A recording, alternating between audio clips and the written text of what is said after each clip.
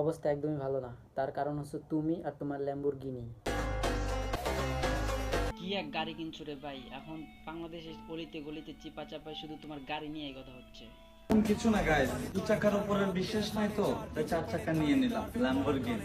দেখেন ভাই, সে ল্যাম্বরগিনি কিনে আনছে নাকি ভাড়া করে আনছে ওটা নিয়ে আমার কোনো মাথা ব্যথা নাই, বাট সে তো ল্যাম্বরগিনিতে চড়তেছে। এখন তোমরা যারা তাকে নিয়ে ভিডিও বানাইতেছো এটা প্রমাণ করতেছো যে সে গাড়ি কিনে নেয়, সে গাড়ি ভাড়া করে আনছে, ওই গ্যারেজে সে গাড়ি মুছে। আচ্ছা তোমরা কি কোনোদিন ওই গাড়িতে চড়তে পারছো?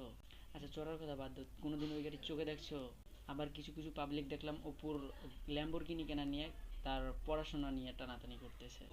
প্রথম কথা হচ্ছে টিকটক করে কোনোদিনও ল্যাম্বরগিনি কেনা সম্ভব হচ্ছে না, তার কারণ হচ্ছে টিকটক টাকা দেয় না।